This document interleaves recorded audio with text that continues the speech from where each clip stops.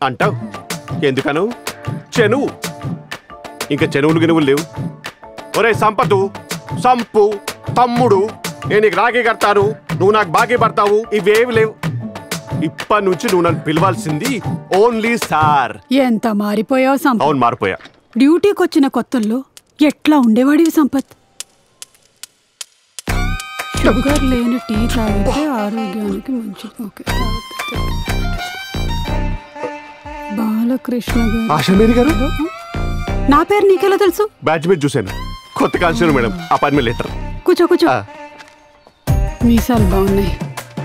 సంపత్ కుమార్ నా పేరు మీకే తెలుసు లెటర్ మీద రాసి wow what a sync super అక్క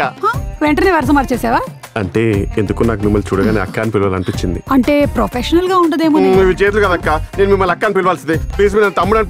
పిలవాలి ప్లీజ్ ప్లీజ్ ప్లీజ్ సరే తమ్ముడు నా సొంత చెల్లెలు కూడా నన్ను ఎప్పుడు తమ్ముడు అని పిలవలేదు సొంత చెల్లెలు తమ్ముడు అని ఎందుకు పిలుస్తుంది ఎగ్జాక్ట్లీ ఈ బ్యాగ్ లో ఏముంది దుప్పటక్క ఎందుకు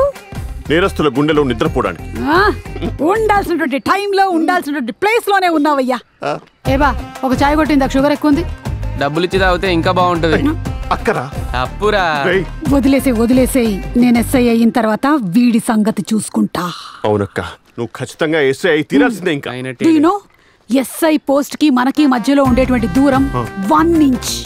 1 bloody inch we claw with our fingernails for that bloody inch we fight within ourselves for that bloody inch ఏమవుతుంది ఛాతి మీద రోమాలు ఇక్క పొడుచుకుంటే అక్క ఇవి పోతాయి గానీ